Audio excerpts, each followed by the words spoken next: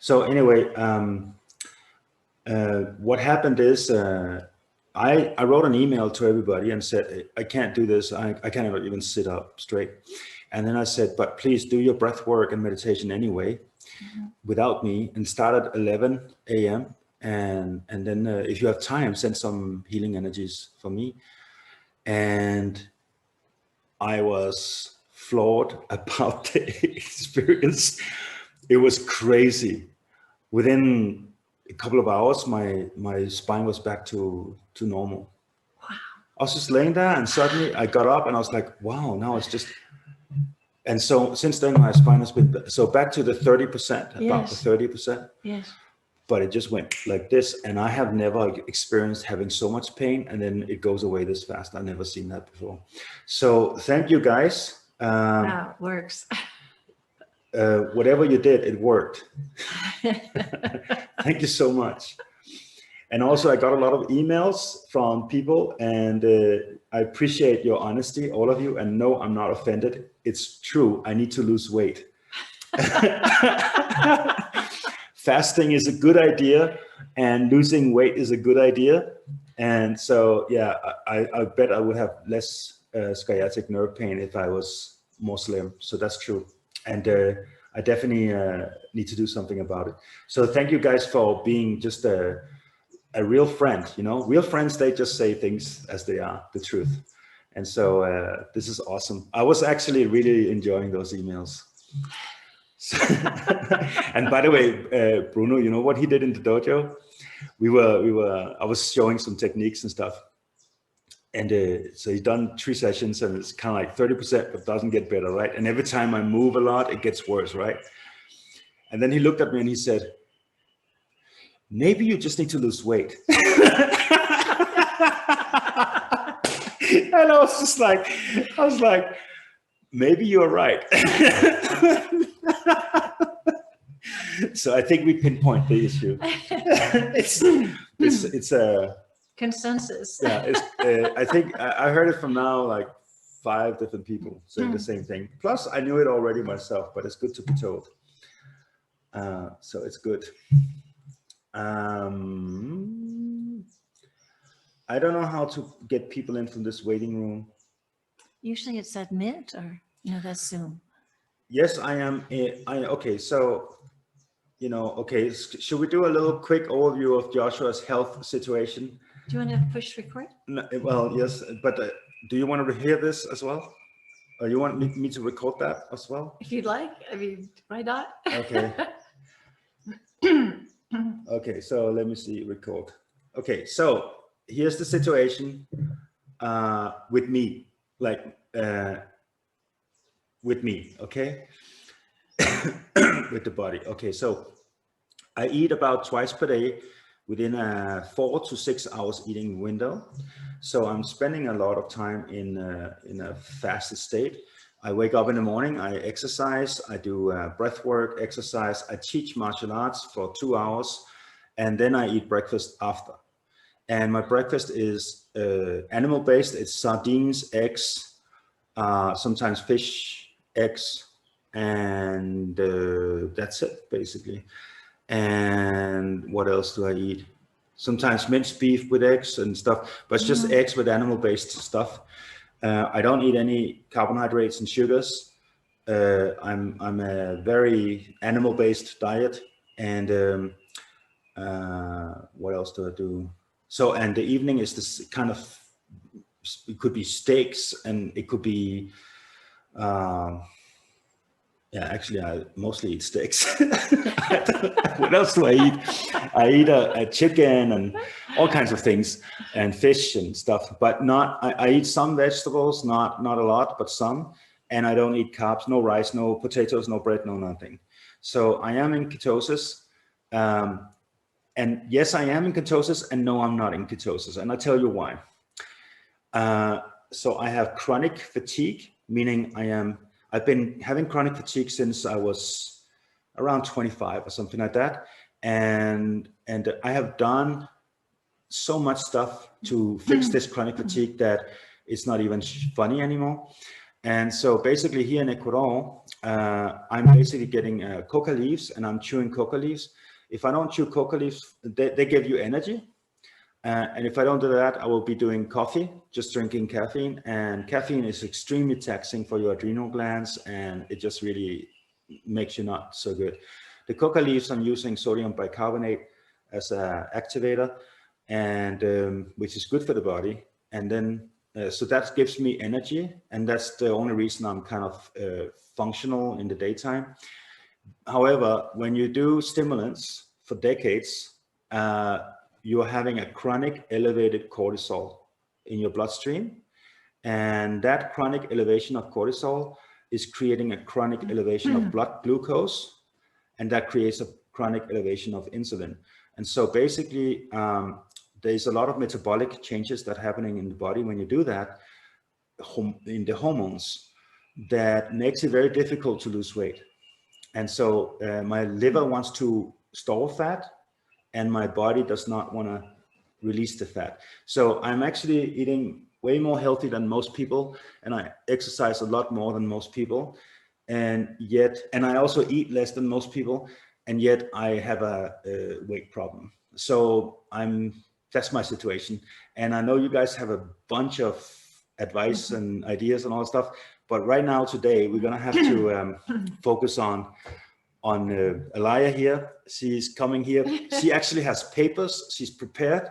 We're gonna actually be organized, I think, right? Well, kind of. Kind of. Do we know what's going to happen? Well, you said last week that we would focus on the male female. Yes. So I actually brought a little visualization that we can follow, that I can help people to actually maybe identify that. So it's a fun journey. So okay. That's my papers. Okay, so you guys will be a live experiment. Yes. Oh, you've done this before, right? I've done it one time. One time before? Yes. Okay. Yes. Okay, so what is it, and what are we getting out of it? Okay, well, looking at the male female, I'd like to just speak a little bit about that before we jump in and really embody that. Last week I did speak about how when COVID came in, how I was so afraid it triggered unhealed war energy in me, which took me into my past lives. And seeing that in my female lives, I was a victim of war, and my male was the aggressor, the persecutor, well, the warrior. Yeah. So that my relationship between the woman was always seeing the male, even though as the warriors and the persecutors, and my male was always finding women to persecute or to kill or to rape or to destroy. So this is the unconscious relationship that I held in my soul stream. Which for me sounds very global, planetary as well at the same time. I mean, I think there's a lot of people having that subconscious program. Absolutely. And I have a feeling that a lot of people, their unconscious war energy, or this unfinished business with that, is being activated as well.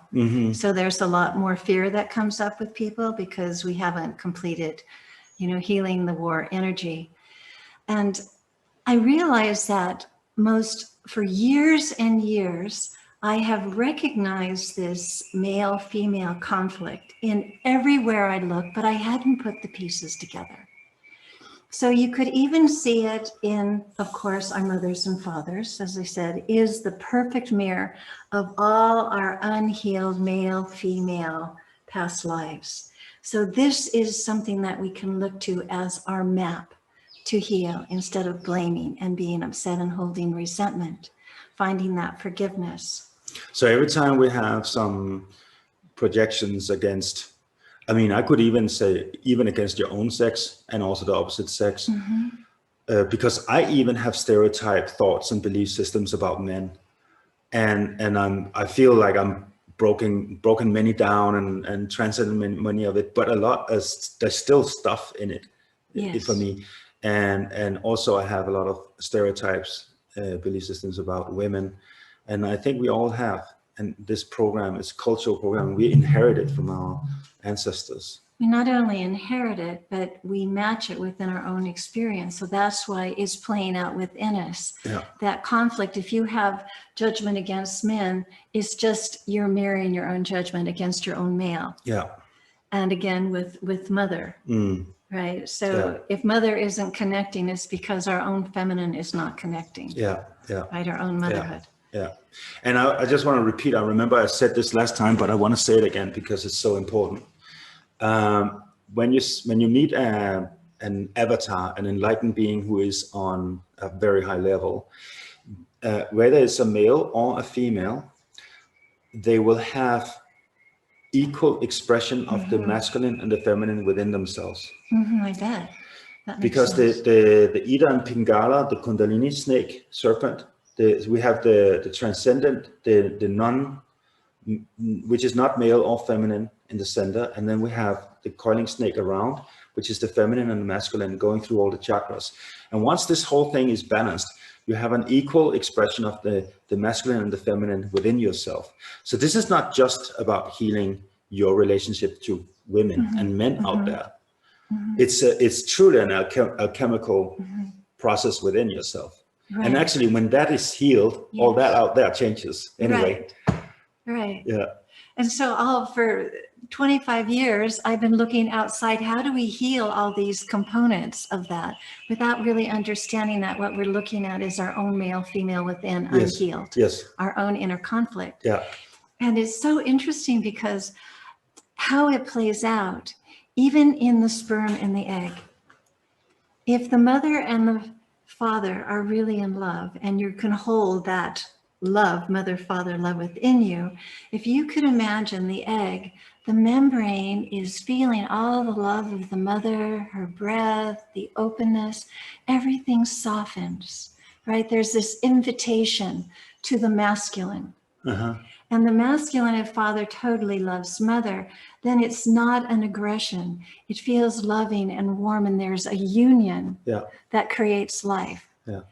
However, if the mother is feeling violated or raped, she's contracting, the membrane gets tight, it's not accepting and not inviting. And when the sperm comes, it feels like a violation, it feels like a rape, and this is our first sexual experience. Oh, wow. So it already happens down there in that stage. Okay. On that level, that is our first sexual experience. So the actual love making has to be super conscious. Super conscious. Yeah. Because they're holding that model, that matrix for us. Yeah. Have you ever read the Anastasia books? No. Ringing Cedars of Russia? No. No. So anyway, so she's coming from what is called the Ved Rus traditions. She's this woman in Siberia. And so in ancient times in Russia, it was the Vedic system in Russia, and they were actually the originators of the Vedas.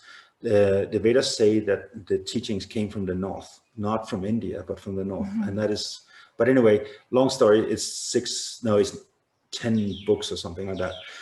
But she talks a lot about conceiving a child and bringing in that soul in a very conscious way. And she describes it in the book, and it's very beautiful. And I guarantee you, most people don't do it like this. No, it's just happening. Yeah, it's just carnal pleasures and desire, and that's it. And then whoopsie, something happened. Yes. So this is a definite expression of the male female that's actually manifested from our own, what we come in with, right? And I was seeing other things like our relationship to our mothers, that feminine relationship, is mirroring our human connection to our souls, and our relationship to father is mirroring our connection to God or to the universe. It's unbelievable how accurate it is. If you don't feel that your father's loving you and connecting to you, how can you connect to the father principle, God, universe, right? And the mother is more, I have seen in the experience I have of my soul and its nature, it's very much connected. My relationship to my mother, my disconnect, had everything to do with my relationship to my soul. So that when you come in, you're not connected to your soul and you're not connected to God, then you have a difficult time trying to get back there, right? Yeah, yeah. And I think there's people who are not connected to either one of them. That's right. Yeah. So this is something very, very painful for humanity, that we don't feel that unified connection. I think that is the only problem we have. Yeah, it's the same problem manifesting maybe more primarily, I would say. If everybody felt connected to their soul and to the universe, I don't think we'll have any problems on this planet whatsoever. That's right. So it's the only problem we have. Right. I mean, if you solve this one, you solve them all. Yes. Seriously, that's as simple as that. Because once you heal humanity, and they know who they are, how can you burn down the rainforest and kill people and go to war? It's not possible. You can't. It's not going to happen. And at the same time, Josh, I also feel that we have to heal that relationship within us. Yeah. And then it all kind of unravels. Yeah, so the journey just begins right here. Yes, it's all here. It's all and here. Then we see all these mirrors. The rest will come. Yes. Yeah. Another mirror. Can I just share a few mirrors? Go ahead. It's been so amazing. Another mirror is if you look at our human bodies as the feminine, as the earth body, and if you look at the body consciousness, which is something that we really don't look at. And one day in meditation, I was shown that my higher body consciousness was like the overseeing of all the fairies in a garden. I mean, my soul speaks to me like that in simplistic ways. Yeah. But I was able to understand that there's this intelligent being, and I feel it's so masculine, intelligent, compassionate, that loves our body, every cell, every organ, every system, yet we're not connected to it. Yeah. And therefore we're not able to heal our bodies, and our bodies aren't able to receive that guidance. Yeah. It's like the God of the body. Yeah. And this also keeps us from really being able to heal. So in restoring that relationship, I have seen miracles happen just because we reconnect the body to that higher consciousness. And that's another expression of the male female. That's just absolutely so important, and we miss it. And if our mothers don't have that deep connection to the body consciousness, when she's pregnant or when she's actually even ovulating, the egg is not held. Yeah. Right. And so the egg goes through terror, moving down the fallopian tube because it's scared and all by itself. And what's happening to me? I've been in the nest for 20 years and now I'm in what? Where? Struggling.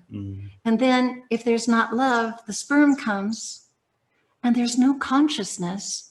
There's just confusion and fear. Yeah. So that component of connecting to the body consciousness is so profound. And this morning I was like, meditating and feel I hadn't been connected to my body consciousness in a little while. And I started to cry because I could feel my heart, was missing that connection. Yeah. So that's another way that we dissociate. Yeah. And another one is like, another, holographic expression is that our mind and our emotional bodies aren't congruent. Our minds are filled of thoughts and beliefs, and it's in control, and the emotional body feels subject to the thoughts that the mind is holding and persisting as truth. Yeah. Right? Yeah. So that feminine emotional body is somehow not feeling honored and connected, and perhaps the mental body is not really aware of the impact it's having. Yeah. So this is another manifestation of that male-female relationship. Yeah. So we have a multi-personality conflict within ourselves as emotional beings and mental beings at the same time, and they're not really working together in any way or listening to each other. No, nobody knows anybody. Yeah, nobody knows anybody. Nobody knows anybody. That's a very good saying. And that reminds me of, when you go in and look at biology, they talk about redox potential, like a cell has redox potential, and that means the electric charge, the voltage in the cell, basically. And then they talk about redox molecules. So there's certain molecules that are actually amplifying the electric currents in each cell, but in such a way that they start talking together. And so a healthy body is connected, meaning the rest of the body will know what's happening in the kidneys. The rest of the body will know what's happening in my knee or wherever, like in your brain, and it's all communicating across these surfaces. It's all on surfaces of the body, and it's all connecting. And with the fascia also, with the high speed internet, light photons moving through the fascia, which is super fascinating. Yes. But it's connected, right? Yes. And so, but if you cut the fascia, or if you disconnect it, or if you become extremely toxic and you can't communicate, well, then there's many people or many cells in the body, and they don't really talk together. Right. And just we are this multidimensional being. We are on many levels existing at the same time, and it's not really communicating with each other at the same time. Even inside the body, with the emotions and the mind, permeates everything. Yeah. And this is the only way they can do what they do on this planet and get away with it. That's right. Because none of us are connected with each other. No. We're all disconnected. Yes. But really, the power is with the 99.99%, right? Right. However, the 0.1% is able to play this game as a chess game, because there's no one in charge. There's no coordination, there's no communication. So it's funny how the body and the planet is telling the same story. Same story. Same story all the time. And we just have to be able to see that our own relationship of our male-female is being played out through wars on planet Earth. Yeah. The conflict. Yeah. And here we have a war. Would you say there's a war going on right now? We just, United States just dropped bombs in Syria. They just did this a few days ago, I think, or maybe it's still going on. So what is that representing within my body? What is that? Where is that? What is going on? What is it that I'm not listening to? What is it that I'm not seeing? A lot. Yeah. A lot. A lot. And it goes back again to that one thought, I am not loved. Yeah. And I've been thinking, like looking at that deeper and deeper, how the contraction it permeates through every level of our being. I am not loved, down to our blood vessels, to our breath is shut down, our fascia is shut down, our pulse changes, everything changes about us because we are in a different rhythm and synchronicity. Yeah. We're out of sync. Yeah.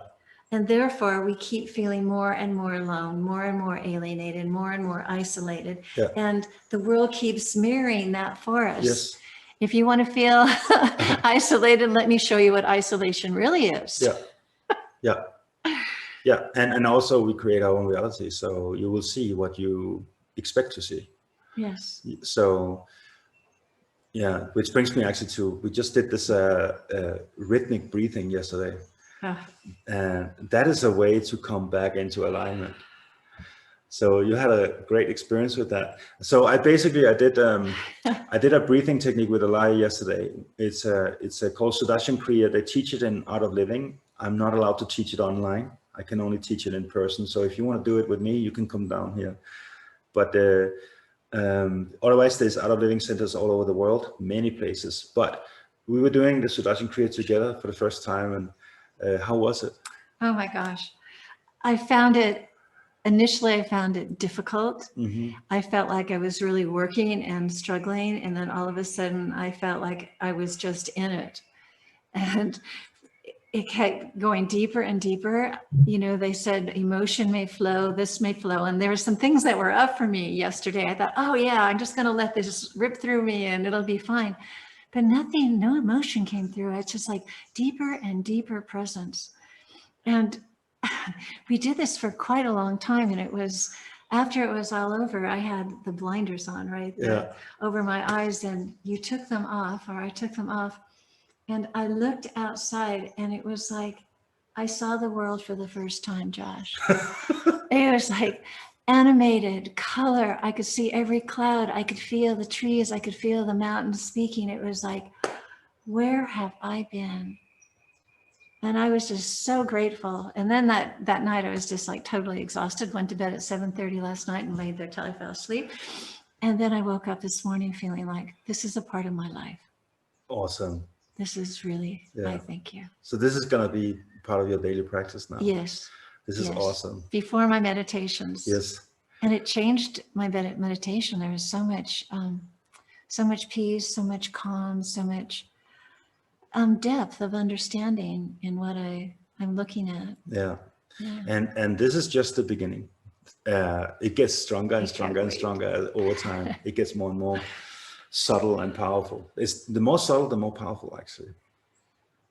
So this is awesome. It was really awesome to do it with you, and we'll do it again. Oh, can't wait. And there's a retreat center that houses 80 people. So if you guys want to come to Ecuador at some point in time, oh, it'd be great to do it all together. Yeah. So if you want to do this with me, come down here. I'll do it with you.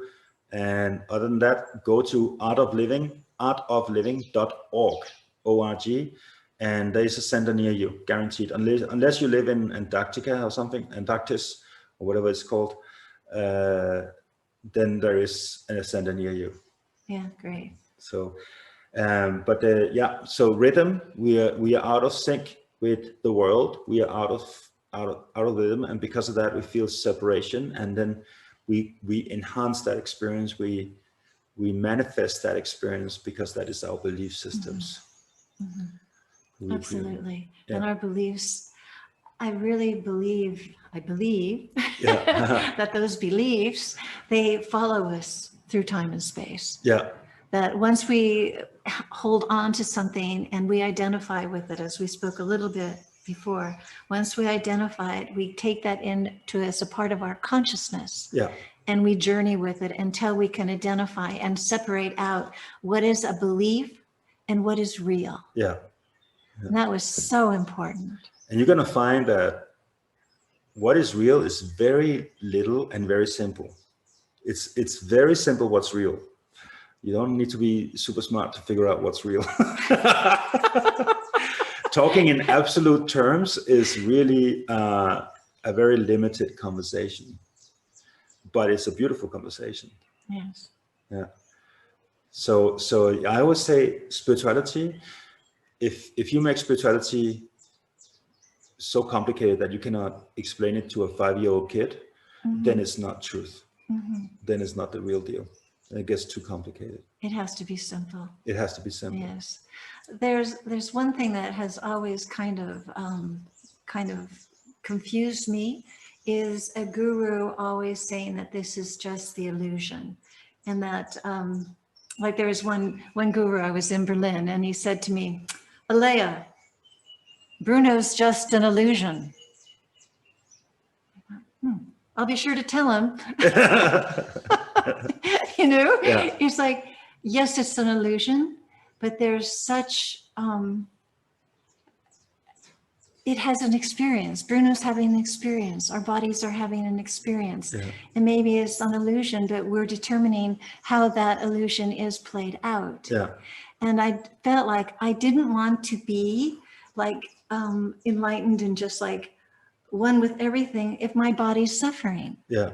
If I haven't healed what's the past and the pain and the traumas and those beliefs, then that is not fair. No, I mean, a lot of people, so there's a lot of teachers out there in these non-dual communities.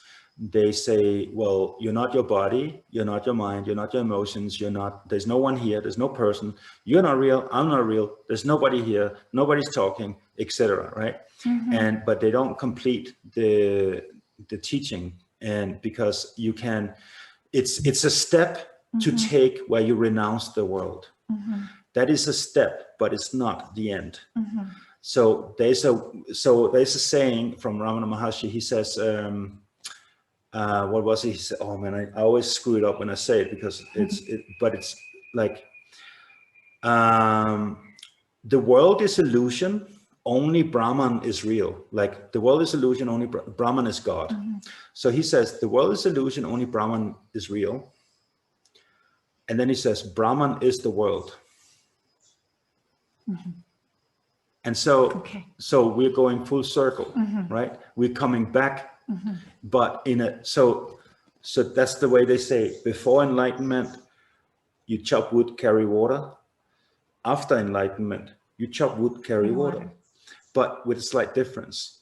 So it's all, these teachings are valid, but there's an integration of it inside the body. And also, I have met people who are fully awake, like they are enlightened as you can be, who have a shitty personality and who is sick, dying from cancer, and have addictions and don't treat people nice and all that stuff. But they are completely awake and aware. Where what I usually tell these people is, congratulations, now you know who you are not and who you are and all that stuff. That's great. Now clean up the mess. Because it's kind of like saying you go to bed at night and you dream every night. You know it's just a dream, so you don't take it serious. But if you're having a nightmare every night, the whole night, and you're just having this massive nightmare day in, day out, 24/7 for years and years and years, your entire lifetime, even though you know it's just a dream, don't you want to kind of like modify it, adjust it, and make it a little more nice, just to have a nice dream? Why not have a nice dream? And let your body feel good. Yeah, and so feel good, like so feel good in the body, feel good in the mind, and feel good in the emotions. So the non-dual teachings will say, I discard all that. I'm not finding that important. It's not important if you're happy or if you're healthy. All these things are illusions anyway. So we just dismiss. So they're basically throwing the baby out with the bathwater. Thank you.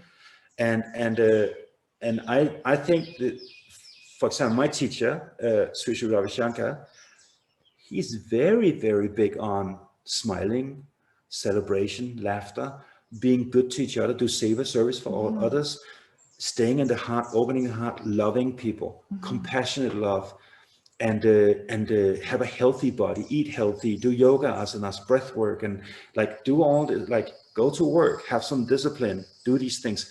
And he doesn't care whether you're enlightened or not. You still need to do it. That's right. Yeah, there's hundreds of people around him who are fully awakened, and he tells them to do stuff. Like, go and do this breath work, go and help these people over there. You start cooking in the kitchen, you prepare the meditation hall. And they're all enlightened people being told all this stuff. And they gladly do it because they can see the teaching is complete. What he's offering, I mean, I know I sound like an advertisement for Art of Living right now, but he's, in my book, in my opinion, he's offering the full bandwidth because he's including life on earth. He's not this transcendent only. He's including how do you sleep at night? How do you talk to people? How's your body? All that stuff. It's a complete, and I love the sentence, love includes, never excludes. It's including what? Everything. So you can't throw anything out with the non-dual teachings, the Advaita teachings, they can say, you're not real, your husband is not real, your body is not real, and there's no one here, and blah, blah, blah, it's all illusion. And I'm like, yeah, right, true. And maybe all these people you talk to need to get this before they even move further. However, it's not a complete teaching. There is more. And the reason why people choose to take this teaching and not take the next step, because the next step requires responsibility. Because now you're straight back to where you started, meaning you need to fix your life. You need to deal with your traumas. You need to deal with your diseases. And you need to look at your behaviors. You need to deal with how you act with people, etc. Are you a nice person? All these things. So now so you can't run away from that responsibility through the Advaita. So this is what I see with the Advaita teachings is that they are what it's called. There's a lot of people doing spiritual bypassing with it, and that's a shame. So, Because sorry our for, bodies have a right to be loved and honored yes. as they hold us on this earth. And what is enlightenment, if anything, but compassionate love and love? On every level. So if you are love and you are an enlightened person that realizes that you are love, well, how do you express that to the body? Right. And how do you express that to people? How do you express that in your life? Mm-hmm. See, and the thing is, once you have the direct, sorry, I go on a rant here. Once you have the direct experience of an awakening, of a true awakening, and you understand the true nature of your being, love is your nature, it's your essence. It's not a feeling. It's who you are, as you are actually the embodiment of love.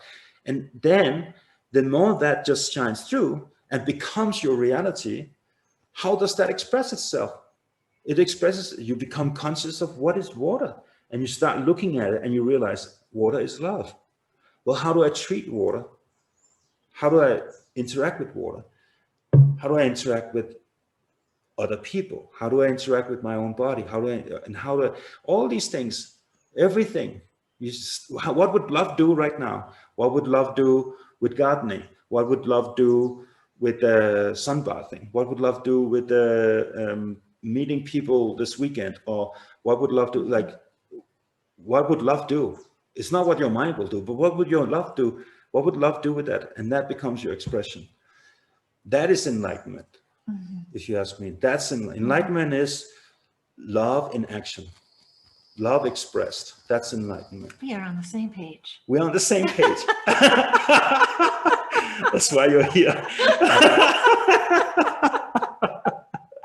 So anyway, I really I can rant about this for hours and hours, because it's like, this is the crux of it. So sorry, I took no, that's great. It's like, it's that wanting in our hearts to love everything on all levels. I think that's natural. Yeah. And I've seen my body awaken as I honor it and allow it to be in sensation and to feel, and not to suppress it, like I have to master all my appetites and I have to be, the ruler here, and you just shut down and be quiet. Yeah. For me, that's like, horrible life. There's a golden middle path, I think. Sometimes you need to discipline yourself. Yes, of course. Like I just exercised this morning. Yes. My body told me, stop running, Josh. It was tired. Yes. It just said, hey, this is not a good idea. Let's stop. And I kind of like, no, it's a good idea. Let's do it. And I do it. I'm pushing. And you're breaking down muscle fibers, which is kind of like a deterioration of tissues. And it's a hormesis, it's a form of stress, stuff like that. But I feel amazing after, right? Yeah, you do. Yeah. So it is just following only what feels good can also be a trap. So we need, there's a teaching called short-term misery, long-term pleasure. Long-term pleasure, what is it called? Short-term pleasure, long-term misery. I mix this up all the time. But anyway, if let's say I like pizza, I eat pizza, and I eat pizza and pizza and pizza, and I just suddenly it's not gonna feel good, right? Right. So anyway. Moving on. Yeah, for pizza. Yeah. Why did I talk about pizza? I don't know. You're supposed to lose weight. Yes, exactly. Let me see if there's anything else I wanted to mention. I think. Wait a minute. There's questions here already. So do we want to take the questions before we move on? Yes, please.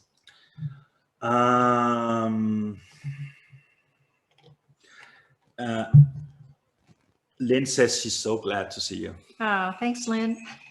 I want to see you. Okay. Lynn, she's awesome. Whoa, June has a broken hip. I hope you're going to feel better soon, June. And thank you for being here. So Carol says she's in Turkey, Carol, and she says 1 Turkish coffee a day for Joshua. Oh. Maximum allowance. So if it's strong enough, I can say yes to it. Okay, so Shell says, question, male is ? In the body self-consciousness ? Same question for female ? Question: when balanced life is a merging of equal male female on earth body. Question: when in spirit is not distinct male female as whole and not distinct as whole and complete, such as androgynous beings? Question mark. Question: what is androgynous? So this is a lot. That's too long. Yeah, it's too much. Shall you need to write small, short, concise questions? Really, really simple, concise questions. You know what sometimes I do?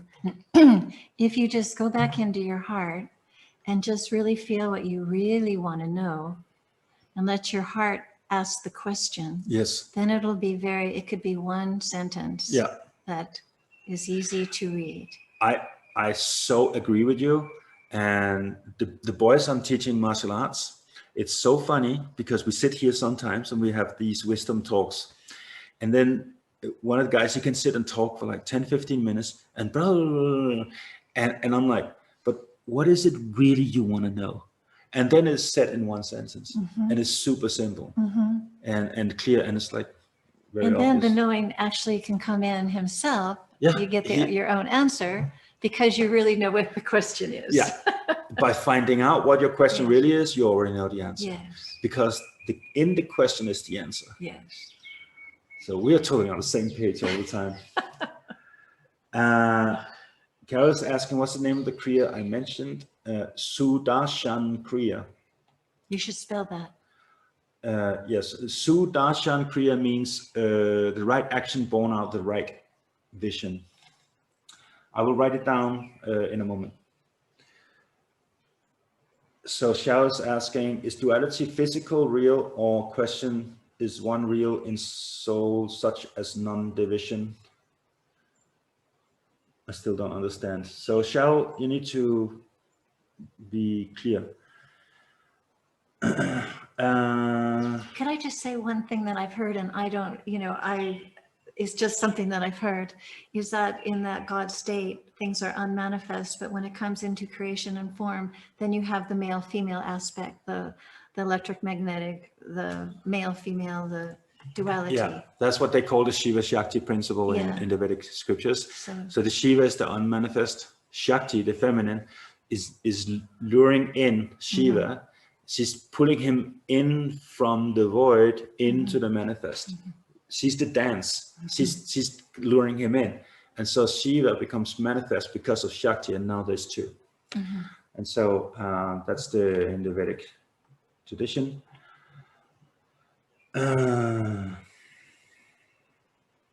Okay, so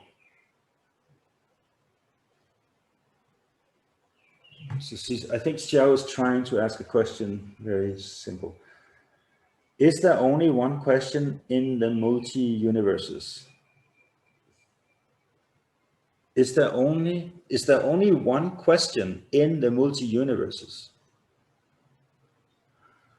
Do you know what she means? No.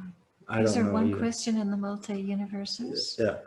So I wouldn't be able to answer that. no. Let's just move on. Sorry. We're just people. We're just simple people. Okay, Sure. let's move on.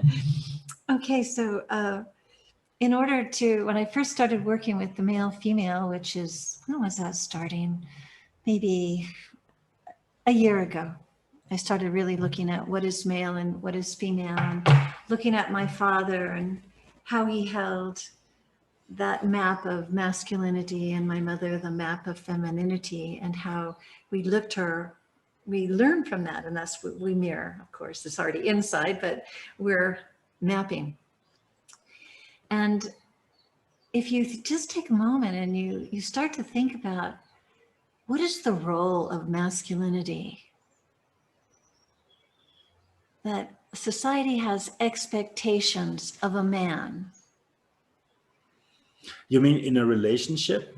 Just as a man, that in your world, as a husband, as a father, as a man in this world, you have there's expectations upon you as a man. Yeah, and I would say it's a provider. stability, the pillar, the silence, the safe haven, the protector, calm, like a what is it, steady, reliable, and also what is it? He has this the willing to sacrifice, stuff like that. Men do sacrifice a lot. Yeah. Truly. And then you have, collectively, how do we see women? What is the role of a woman and what are her responsibility? What is woman? You're asking me? Yes. Oh, okay. Yeah. Nurturing, loving, compassionate, sees the peacemaker, sees sees wisdom, sees nature. She is forgiving and caring. So yeah, definitely loving, embracing, holding this space. Absolutely. Okay. And would you say that your mother and father lived up to those images and that? I would say, so I had a tough childhood and crazy parents, but actually I can see that in them. I can definitely recognize those qualities in them. I also just know that there was so many traumas and programming, cultural stuff and traumas, ancestral stuff that made that very difficult to be fully expressed. So there's difficulty in really managing, that the true essence of being truly male and female. Yeah. So it's just interesting to look at that first, because we have an idea of what male and female is. And sometimes it's culturally created. I mean, in some cultures, a woman is seen as less than, and she doesn't have any rights and she has to stay home, so that can be modified by cultures. And it can be very painful when that true nature of male female is taken control of and undermined. Yeah. Right? Yeah. You can see that. Absolutely. So that women have experienced a lot of suppression and fear, and men have felt perhaps afraid of their own femininity, their own feelings and their true nature, so that they can't accept it in themselves, and then they can't accept it in women. It scares them. Right? So then if a woman's femininity and her vulnerability is scaring him, then how can he embrace her? Right? And how can she honor him if she's not embraced? So it becomes convoluted, even though in essence we know what it is. Yeah. Yeah. We all know what it is. Yeah, because we have both male and female within. Yes. Yeah. So for me, it was this incredible awakening. I mean, this is really, it sounds small, but for me, it was huge that I have a male inside. Yes. It's like, no. I'm just all girl. Yeah. I can so relate to feminine, Yeah. but the male I had no connection to. Yeah. So as I started to work with my male and really start to have relationship with him and understand my judgments against him, I was able to embrace my male. Yeah. And I'd say that because of this, there's been such a leap in my healing that we can embrace within ourselves. Yeah. The feminine, that really soft, beautiful, tender morsel that you are, Josh. It's like, and having your male totally love that vulnerability. Yes. Yeah. Yeah. And that's the merging. Yeah. And when we have that, then we can actually know. I know I said this last time, looking at the male, to know how beautiful the male essence is and how beautiful the feminine is. And then we can connect to the higher. So I have a little visualization to help us do that. Okay. So that we can all experience it, not just talk about it. Yes. Yes? Good. Okay. You want to take, there's one question here. You want to take that first? Oh, yes. Or you want to Yes, it's okay. Okay. And then we'll. What if the male-female roles were reversed in one's parents? That happens. It doesn't mean it doesn't get confused. Yeah. That happens often. The man will be the one that's very vulnerable and the woman will take charge. Yes. Yes. So the male hasn't embraced his own masculinity, perhaps. Like I know that sometimes men are afraid of their power. Especially these days. Yes. Now they feel guilty about it. So even Yes. if they have it, they're afraid of it. That's right. So they just repress it and stay feminine and vulnerable and Yeah, victimized. yeah. And then somebody's got to take charge. So he has to find a woman Yeah. to be, the Yeah. leader. Yeah. Somebody's got to be the protector. Yeah, yeah. So it worked, but it's like holding that space for mother, father to heal. And that's definitely a mirror for you, whoever that is, that perhaps you learned something from that and it's going to manifest somehow. Maybe not so obviously, but somehow it's manifesting. It's that mirror. Yeah. Yeah, that's interesting. Yeah, I remember actually, so my mom was very strong, very powerful woman, but my biological father was definitely the man in the house, very powerful man, but crazy in so many ways. So they ended up not being together. And my mom found another guy, and I think I was like 8 or 10 years, something like that. And that guy, he tried to be tough guy, but he couldn't. And my mom was totally playing around with him. And I remember growing up thinking, this guy doesn't have any balls. And I didn't look up to him as a man, and I never called him father. I never really felt connected to him in any way. So I grew up since I was 8 to 10 with a guy that I couldn't respect really. So I know this. He was the feminine, and she was the masculine relationship. That was really weird. And so I wonder if that would, mirror a certain place or something about your own male that you couldn't accept. Like if you're a wuss, then you can't accept yourself. So, yes, absolutely. I have that in me. Yes, for sure. So therefore he mirrored that for you. Yes, absolutely.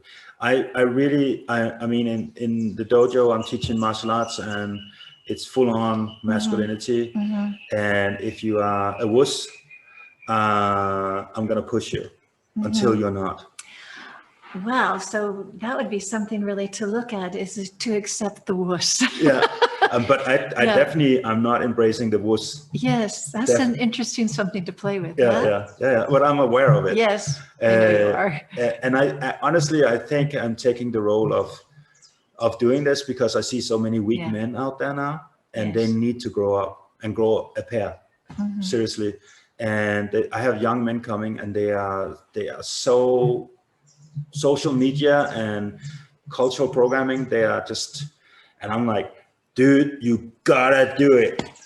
Get through it, face the fear, go and fight, do these things, whatever it is they need to do, and just face it, because this is in your biology as a man. You have to be able to do these things. You are a warrior. You have to have that in you. Oh, this brings up one more thing before we start this. Yes. Warrior. War says to me, we all believe in war, and we all believe that when we get to the point when we can't find resolution, we have to fight, and we have to kill each other because we don't believe that we can find resolution. Yeah. So I'm not. Isn't that true? Yeah. I totally. Not about you, but it's no. But I totally. But here, okay. I mean, I hope you don't mind we have this conversation. No. It's going to take time, because the world right now is becoming soft. We have scared. And scared. Scared. And there's a lot of chemicals in the food that creates a lot of estrogen in men. Men are having about 1/3 of the amount of testosterone flowing in their bloodstream right now than our great grandfathers were having. And so it is it is a problem, because the only reason we as a species is still on this planet after at least 250, 300,000 years of evolution is because we were strong. We have strong genetics. We are the ones, one of us, the people of us who survived this, who are still here, is because our ancestors had very strong genetics. And you don't have strong genetics if you're sitting in front of your computer all day doing social media and eat estrogen foods and are becoming afraid of being masculine, being afraid of being, because being masculine is also to be strong in certain times of the, I'm not saying we need to go to war and kill. When I say warrior, I don't say war. I'm saying being a warrior, like a spiritual warrior, a warrior of being, I am a warrior of becoming the best husband I can be, or the best father I can be. That is the warrior that steps in and takes charge and fills out the space and holds that responsibility, put the family on his shoulders and carry them. You know, that's the kind of warrior that I'm talking about. I'm not talking about going to war, but it is extremely, I can see the extreme importance of what I do in the dojo, because these young men are coming. They never had an initiation. They had whims of fathers. They never became grown-up adults. They never had that initiation that a young man needs to be initiated and step into the ranks of adulthood. And this is like a bar mitzvah. Yeah, it's a rite of passage. Yes. We have had this since the beginning of time, and we don't have it anymore. And we don't have ceremony. We don't have ceremony. We don't understand what sacred space is anymore. That's true. And so the Native American Indians, they took their kid, put him out in the middle of the forest where all the bears and pumas and all that stuff are out there, and told him to sit under this tree for a week. Or they throw him in a frozen river, and he will come up maybe next or further down river. This is initiation. You have to go through this, the burning down and phoenix out of the ashes, coming out as a man into the world. And they don't have this. And that's what I do in the dojo. I do the rite of passage for them. And I'm telling them, you have to run from town, come down here, and then we have to do all this. And they train hard. They train so hard that every single one of them has at one point stepped outside and started vomiting inside my plants. I see my husband after his 3 hours with you. Yeah. So and if a woman comes and see this, she will say, you guys are insane. This is crazy. This is destructive. This is not humane and all stuff. And I'm like, this is not for a woman to understand. This is the rite of passage for a man. This is the man's world. This is what we do, because this is where we grow up. This is how we do it.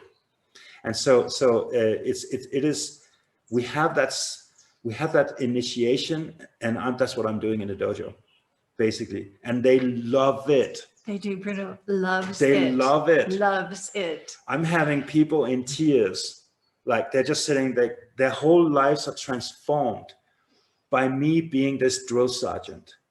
And then we come up here and have the wisdom talks after.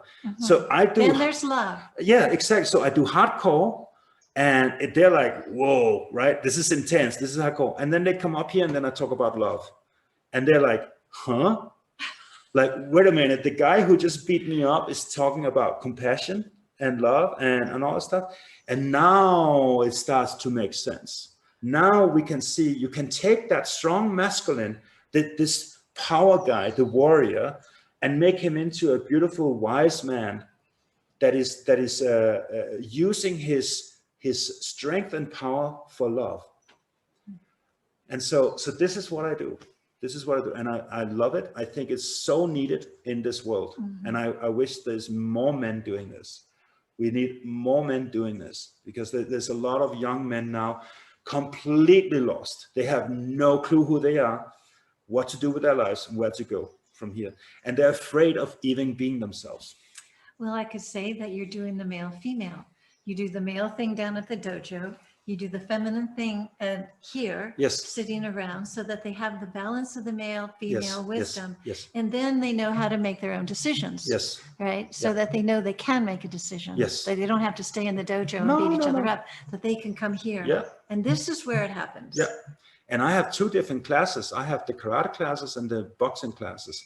The karate classes, we do a lot of form and technique and beautiful movements and all that stuff, and stances and breath and ki and chi and all these things, which is not fighting. We don't hurt each other in any way. There's no boxing in the face and all that stuff, but it's very artistic. And the other is full on.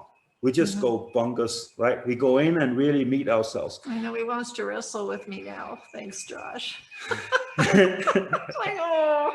So her husband, Bruno, he's actually training with me in the boxing classes. And he's like 59. 60. Yeah, he's 60. Yeah, he's 69. And he's in better shape than me. He's doing great. And he's rolling around with 18-year-old kids who's trying to take him out. And he's just laughing. He's having fun. It's amazing. Yeah. And it's really good with me and Bruno there because we're the two old guys, right? And they can see that we love each other, and we also they can see we don't do this competition in that way. It's just about lifting each other up. It's not about bringing each other down. It's about lifting it up. And they can see we do this. And it's so healthy for them to see. These young kids, they are blown away. This little dojo here is this like an ashram for them. They are learning so much. And it's not martial arts. It's so much else. It makes me want to come. But it's awesome. But Irina, she's training karate. I mean, my karate class is all women.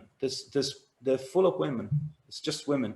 And we're wearing the white gi and the belt, and we're doing the bowing ritual and Japanese words. And I'm graduating them here next month, very soon. So anyway, it's a big topic. This male-female is something I'm really... it's huge. It's huge. It's massive. And we are losing it on the floor. We're dropping the ball in this world these days. Women are not allowed to become really feminine and embracing that fully. And men are not really allowed to embrace their masculinity fully. And I think it's such a shame because we are so beautiful together. Like when we do that, we are so beautiful. It's just like the yin and the yang. We are so good together this way. And so the practice is for me is that to recognize that male, female inside and have them be so good together. Yes, inside. Yes, exactly. And then the magic starts to happen. Yes. Like when I started doing the work on my male, Bruno said, "I can't believe how much more space there is inside of you for me to love." So that was just because of the male. Yeah. So isn't that amazing? That is awesome. Yeah. So you have all these divine qualities. Yes. It is awesome. And that's when we become beautiful. Yeah. When you can take a big masculine man who can become soft and gentle like a little bunny rabbit at the same time. That's right. And he could kill everybody in the room, but he chooses to love them all and lift them up. Yes. With his power, right? Yes. So he has the power, but he uses it for good. Yes. Like that's a wise man. Yes. That's what a real man is supposed to be. That's the calling of the male. Yes. Yes. We don't need the violence. We don't need the war. We don't need all that stuff. We don't need it. It's not even, but we can still build up that temple of ours, and some men can go in and they can build an entire house with their two hands. Mm-hmm. I think that is just crazy awesome. Mm-hmm. Like that's wild. So, but only a woman can make a home, like a real home. Like she can make that feeling, right? Yes. Yeah. So we need each other. We need each other. We can't be without each other. And we need each other inside. Yeah, inside. Yes. It's just, there's no boundary on that. Yeah. So cool. So should I do a visualization? Yes, unless there's another question? I better start because I have women in my dojo, yes, but they're learning karate. And actually the boxing classes, sometimes women coming too. Okay. There was somebody else asking me. Okay. So in order to do this, we need to connect our hearts really deep.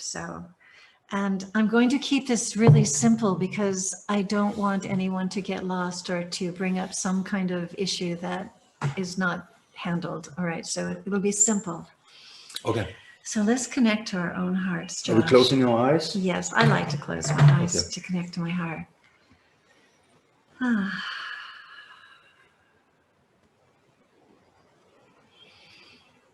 And as you feel your heart, just notice if your heart's perhaps carrying any stress or heaviness or worry. And just be aware of it.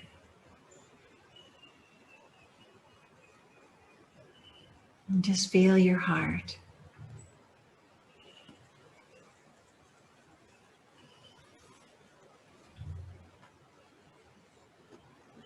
And if you notice any kind of heaviness or stress, just acknowledge it. I see you, my heart. I see you. I see you holding stress or fear or whatever that may be.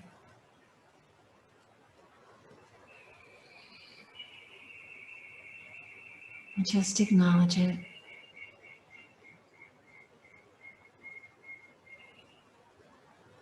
I see you.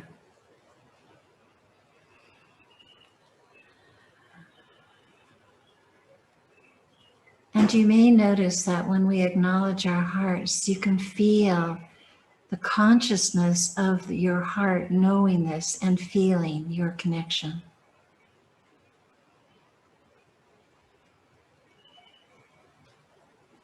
And as your heart relaxes, breathe into it and feel your full heart, all the vessels, arteries, veins, capillaries, full heart. And feel your heart touching into every part of your physical body. And feel the love.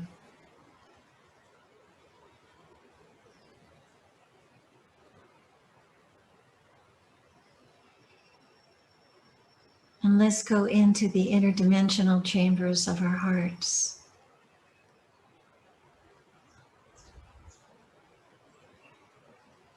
The deep spirituality of our heart.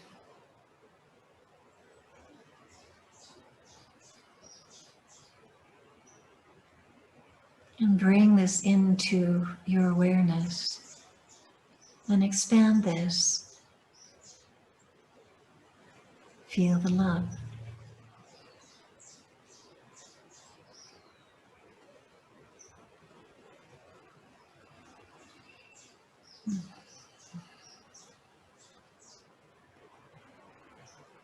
I see you, my heart.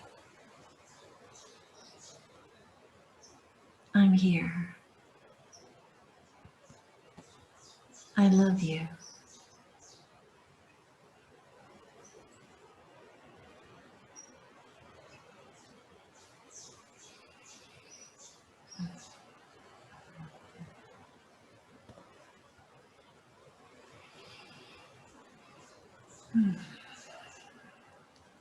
So for us to begin this, let's work with an issue that we've been struggling with perhaps in our lives. It could be uncertainty, or it could be a relationship,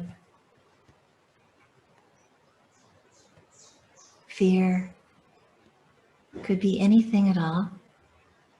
So just name something that you would like to work with.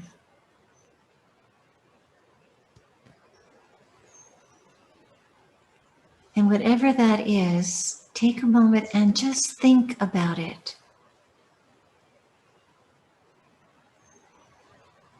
Let your thoughts come up. You'll see pictures. You might have memory. And as you look at those pictures, it will bring up feeling or emotion, sensation. And bring yourself into awareness of the emotion. Just be with it.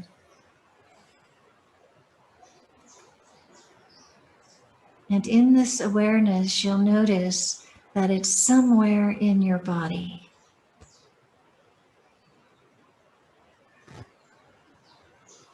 Just notice where that is. And with your consciousness, you can be there and feel into that tissue where you're holding it. And notice that it takes up a space. So we can give it a shape. Notice what shape it is. And a color.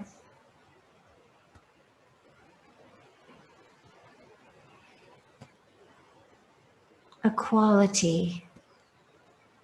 It might be heavy or cloudy or gooey, metallic. Feel the quality.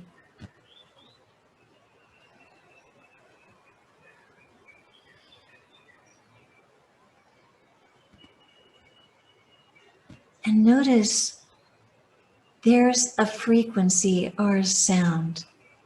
And often we're not used to listening to these subtle, inaudible sounds, but just take a moment. And when you're so connected, listen to a frequency and just notice if it's high or low. That's enough. Is it a high or low frequency?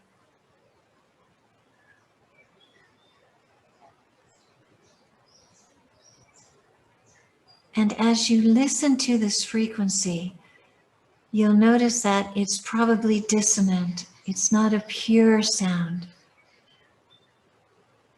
but dissonant.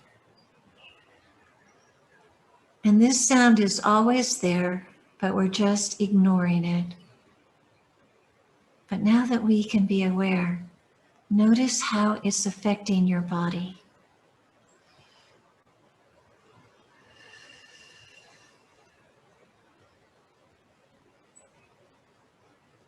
And as you notice how it's affecting your body, perhaps there's a tendency to twist or to fold or to tighten or to drop, whatever that is. Just follow that and notice that there's a change in your posture.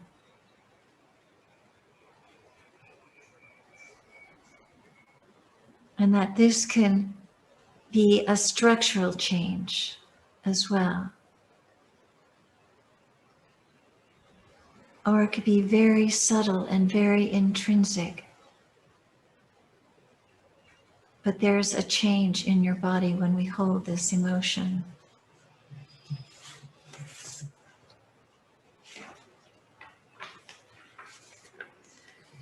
And notice how you feel. And just be with the feeling.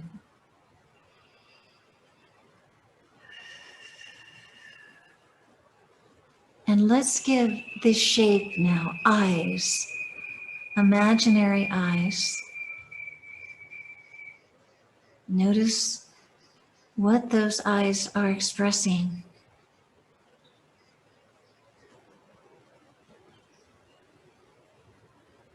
They're expressing some kind of emotion.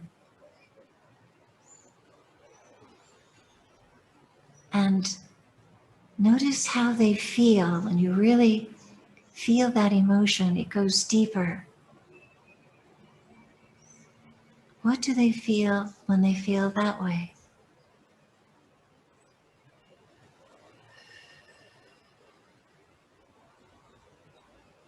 And you might even notice a deeper emotion. How do they feel when they feel that way?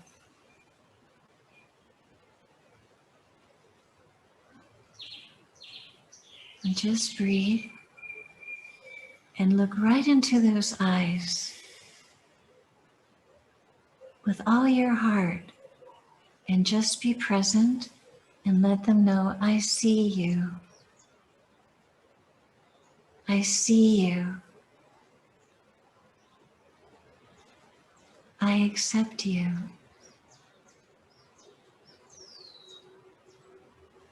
I can see and name what you see. I can see your fear, or I can see your doubt. I can see your hiding. whatever it is.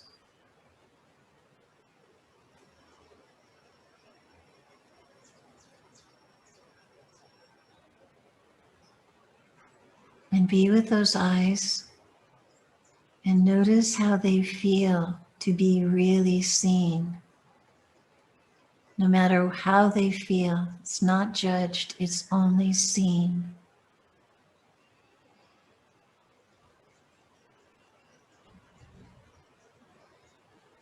And now if you can imagine, are these eyes more male or female?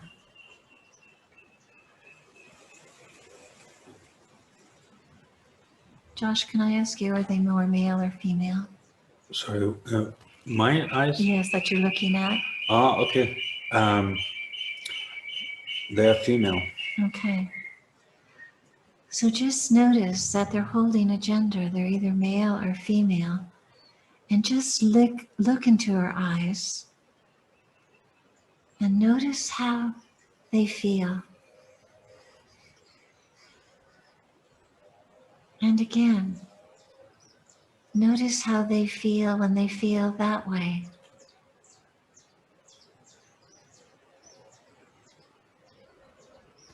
And perhaps there's something these eyes want to do when they feel that way.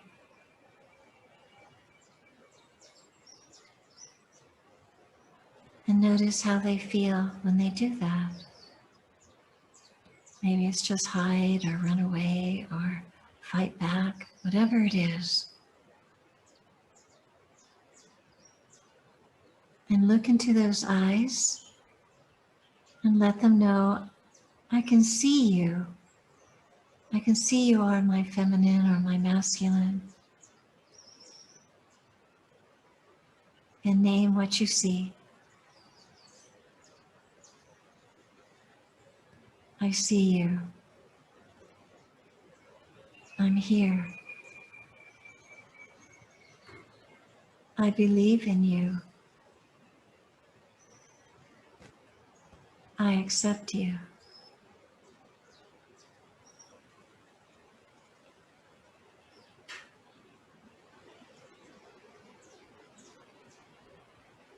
And breathe.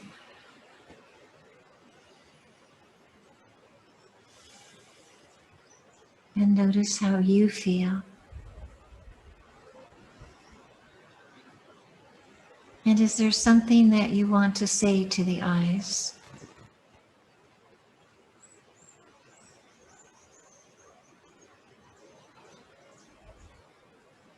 Notice how they feel. Is there something they want to say to you? And listen. And be present.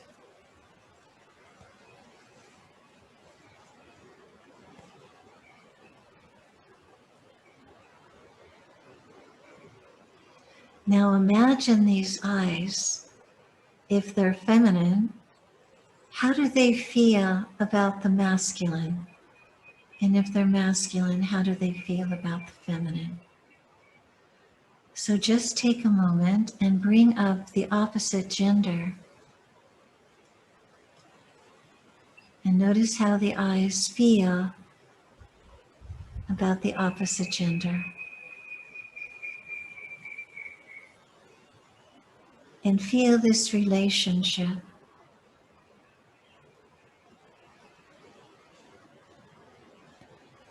Are they aware of each other? Are they open? And feel this relationship.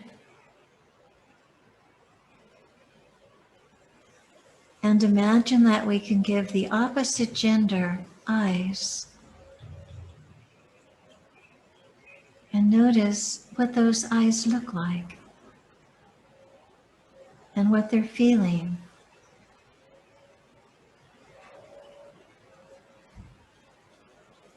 Now imagine that the male and the female look into each other's eyes.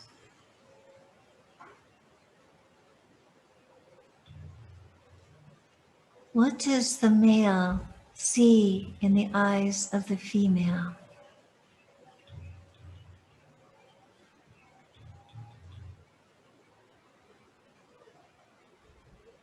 And notice how she feels.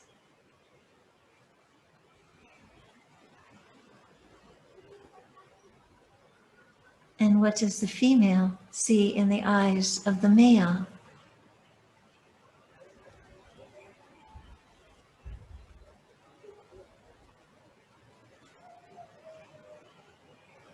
And notice how he feels.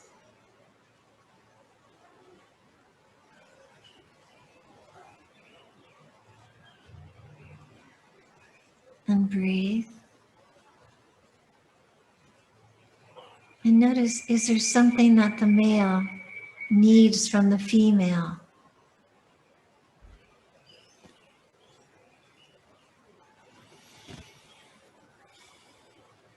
And whatever that is, what does it feel like for him to receive what he needs from the feminine?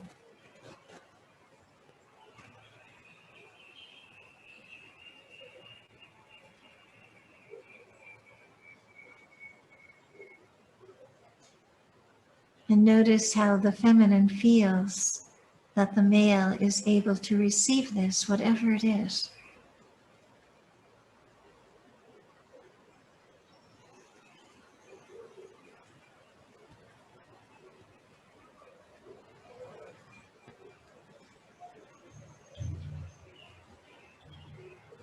Is there something that the feminine needs from the masculine in order to really be okay?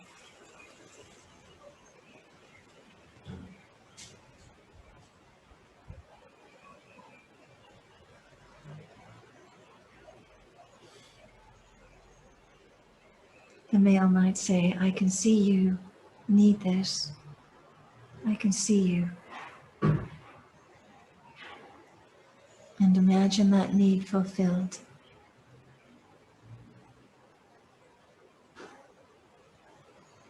And notice how the male and female feel.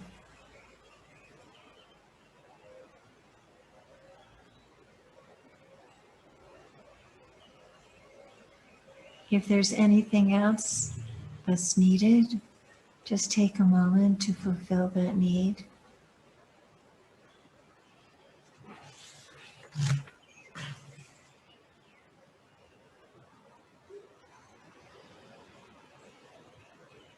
And feel their relationship.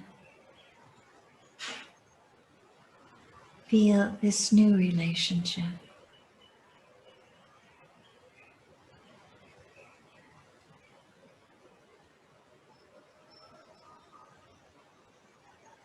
And when there's balance and connection, when there's honoring and union,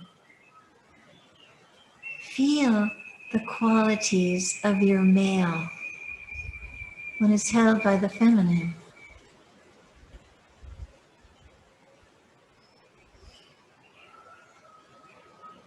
And feel the true nature of man, of the male, when he's loved and supported.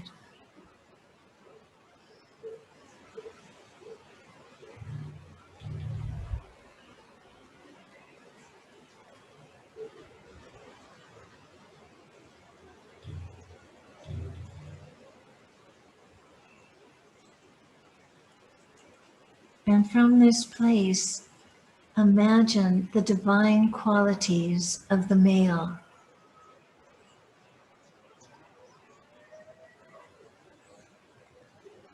Male in his divinity.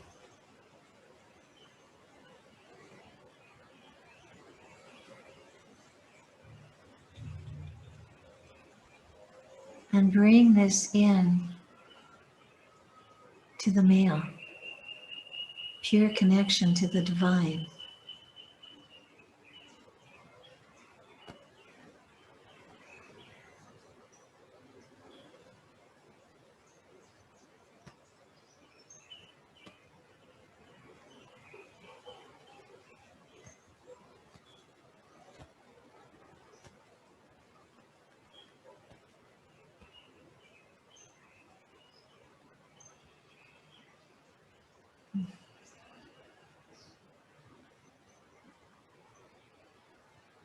And now let's connect to the feminine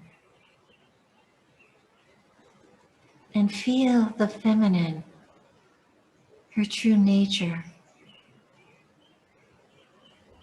her beingness, her love.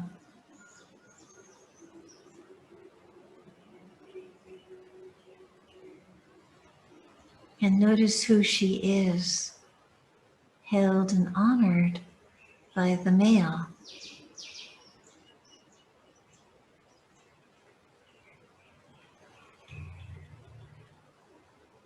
Imagine her breath.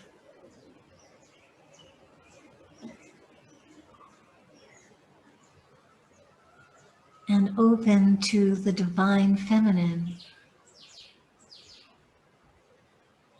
And feel the higher qualities, the pure frequencies aligning with the feminine, balancing.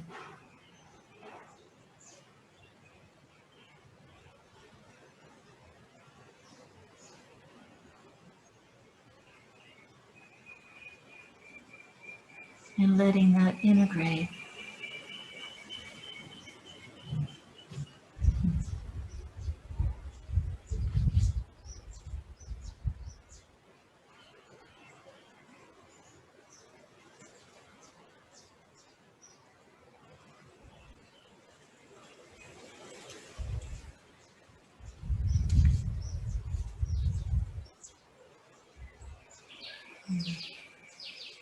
And imagine once again, they look into each other's eyes in full presence. And notice, what does the feminine see in the eyes of the male?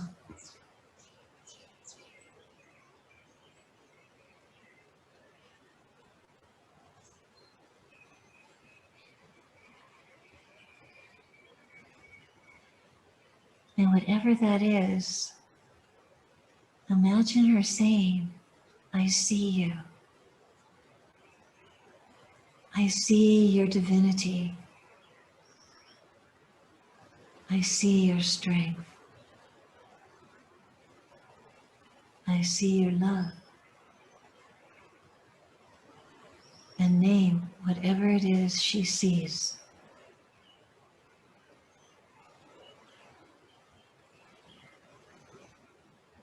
And let him receive this.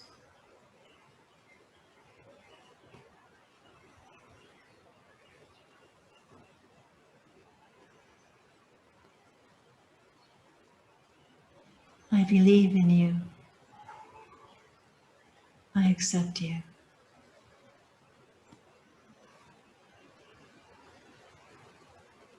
I love you.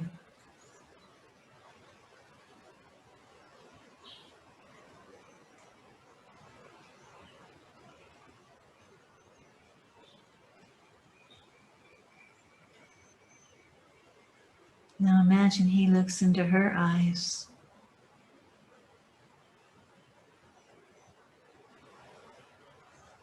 Notice what he sees when she's connected to her divinity.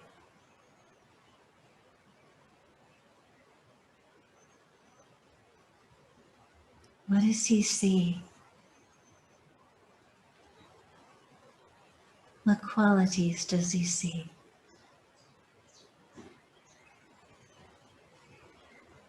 And let him affirm.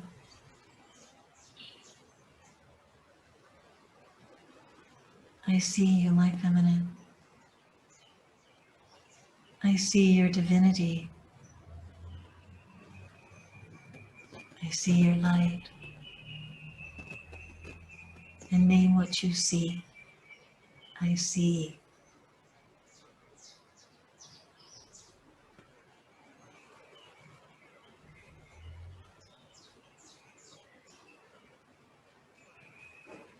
I love you.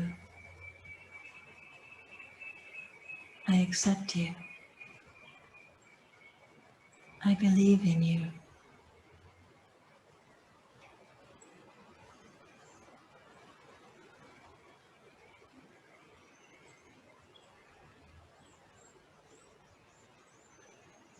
And let these energies recalibrate your whole being.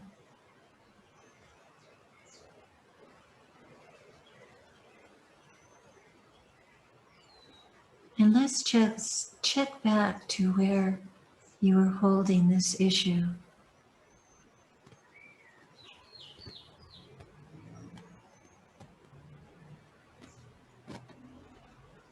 Check back to the shape.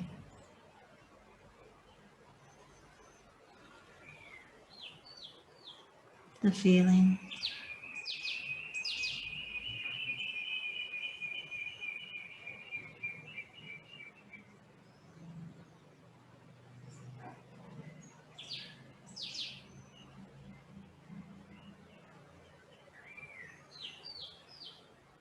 And breathe.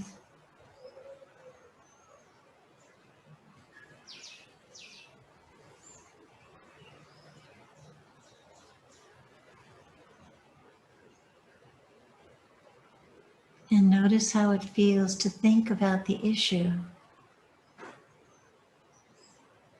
when we're integrated with the feminine and the masculine.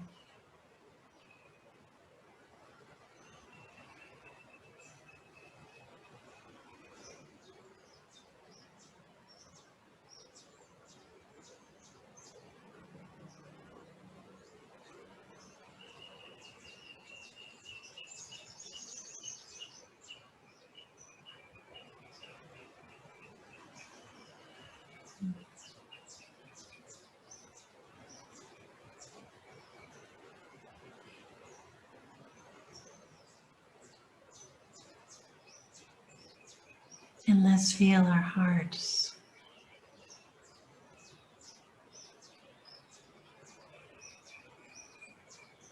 Our unified field.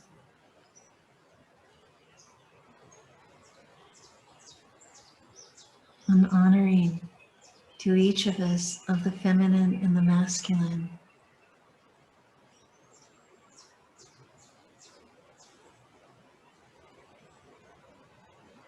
Feeling our hearts as one.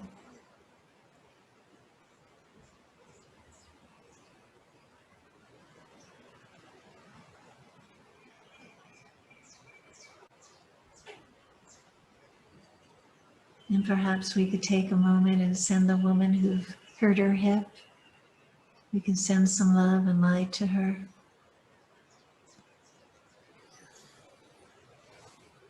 Your hip is my hip.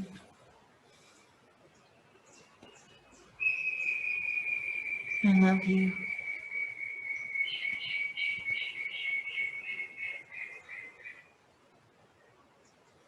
Her name is June.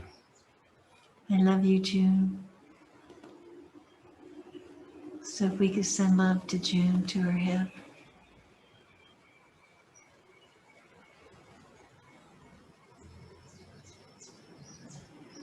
And feel that we are together as one, holding space for each other.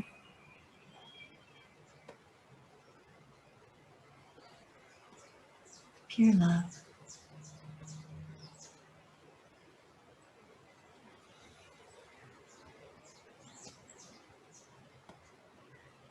And as we come to closure, let's just feel the new frequencies and the balance of the male and the female. And breathe that into the waters of our body.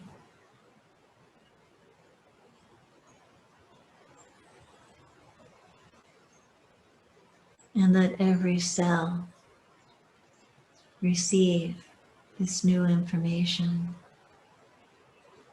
Drink from the well of love.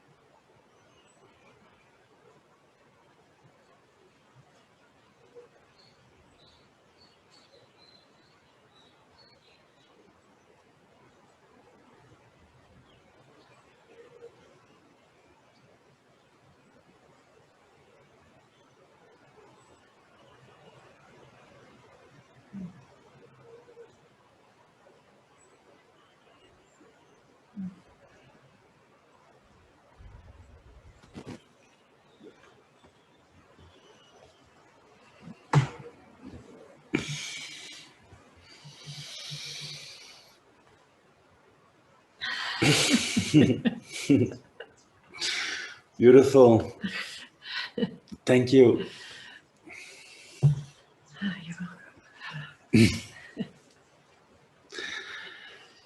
Wow. I went really far away. It's really deep. Yeah. It's primordial. Yes, it is. It's primordial.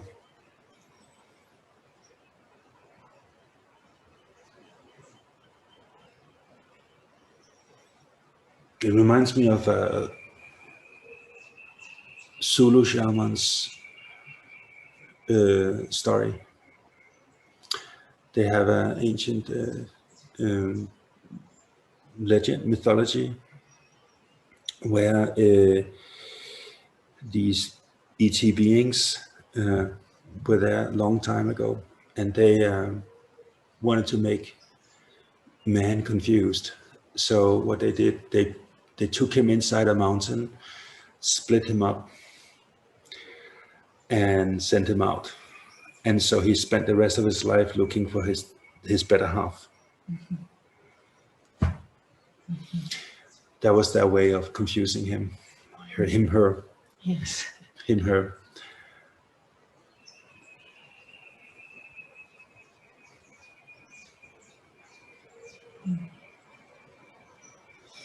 How are you guys? Did you enjoy it? So Lynn says, that was amazing. I would like to do this often. I so wish I could travel to you too. Oh, we're here. We're right here. Thank you. Okay, so Patrick, I don't know if you wrote this before. Actually, this was before this session. He said, good talk. In our country, the feminism has been going on for a long time. So as I see it, there is a huge lack of masculine energy. There is no people to do real service, protect, etc. No strength to stand up and show how you are. And this is in both men and women. So strange that we can allow us to become so weak. The solution is, as always, heart connection, as I see it. I couldn't agree more. Saying he's our Qigong master. He says, very special, love the integration. Okay. I actually had doing this process, I had a complete melding together of the male and the feminine. And then I went deep in meditation. I don't know what happened, but I disappeared. It was very, very beautiful, very deep.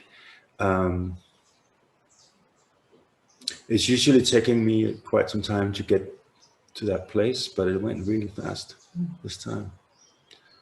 It's beautiful. Thank you. Thank you so much. It's so essential.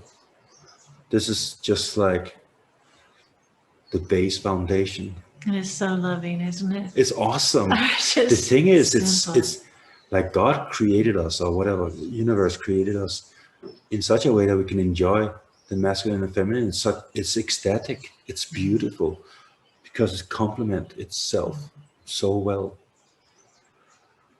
I love it. So this should bring a little change into your relationships. I hope so. I hope so. Yeah, I hope so. Let us know. Yeah, I definitely got some insights on my relationship. I think I'm gonna put a little effort into certain things. I think I'm gonna make some improvements. It's so interesting because if you want to know how Irina feels, check in with your feminine and see how she feels. Yes. And it's no different. Yeah. And you know what my feminine said here is? What? She just wants to be seen. Oh, yeah. Oh, yes. She just wants to be seen and loved, like, just see me, love me. I was like, oh yeah, I can do that. Oh, is that it? Okay, yeah, okay. Yeah. Got it. How simple is that? Yeah, yeah, it's very simple. Oh. It's very simple. This is awesome. Oh, good. Lynn is saying, Alaya, please bring your beautiful self back. Oh, to America? No, to here. Oh, good. To these live events.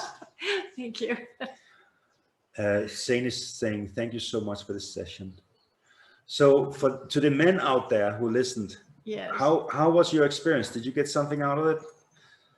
Did you become the masculine warrior and went in and see what was in there? How was it? And June is saying with the hip, June with the hip, she Yes. said, went very, very deep despite of all the hospital noise, the most peace I've felt since accident. Thank you so much for the energy. Yeah. June, you know, I remember after I got shot, I was in hospital, which is completely an insane asylum. And I remember just sitting there thinking, this is just a movie, man. This is crazy. What's going on? It's just far out. And while I was laying in the bed, feeling helpless because I couldn't do much, right? I just went in. I tell you, the strongest spiritual experiences are always in these situations for me. And I just went in and I just found the divine within myself. And I just knew everything is all right. Everything's okay. No matter what happens, it's all fine. So in that artificial, crazy circus of a hospital, you know, the essence of who you are is unchanged. Nothing has changed. And so just step in there and spend time with that. And that's it. That's it. All the rest is just details, and all will be well.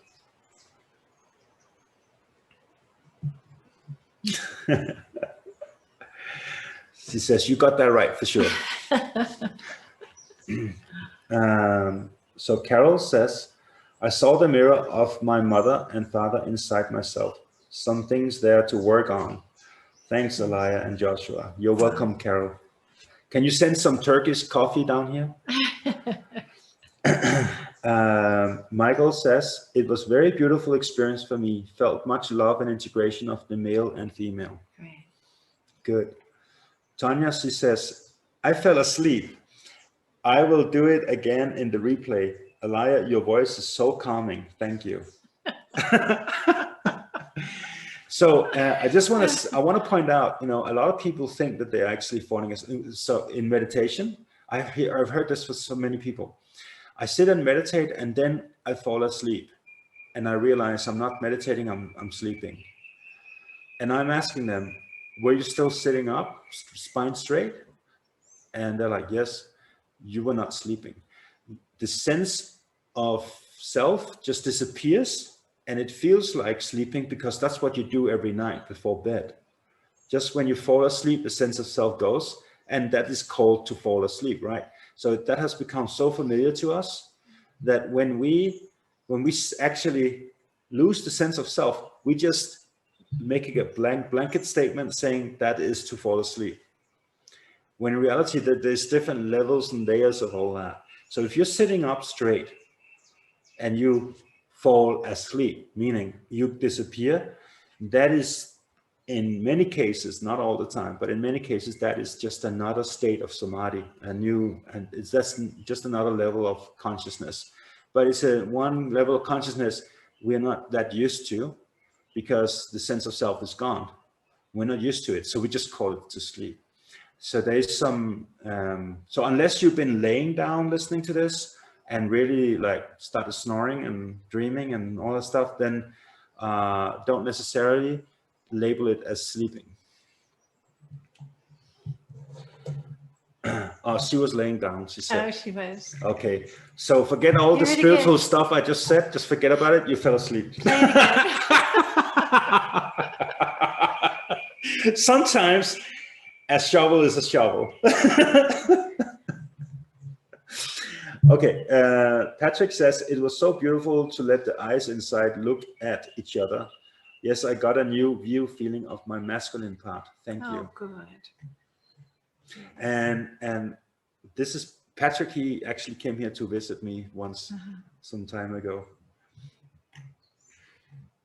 Carol says, Turkish coffee is a way of preparation with fine grind of good beans of your choice. Oh, I was hoping you said Turkish coffee is on its way. Yeah, I was also like, I was hoping the same, like Turkish coffee is on its way. Wow, she has connections. She made a phone call. She knows somebody in the Gabamba. They made it. It's on its way. But okay, it's not happening. Okay. We are fast manifestors, but not that fast.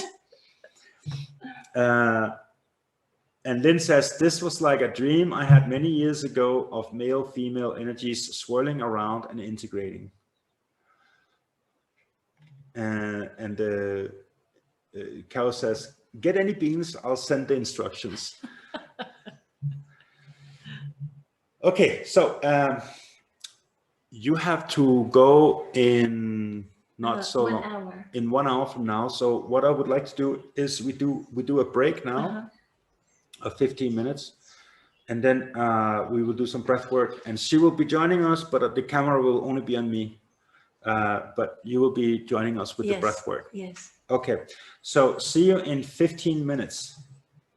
Ciao.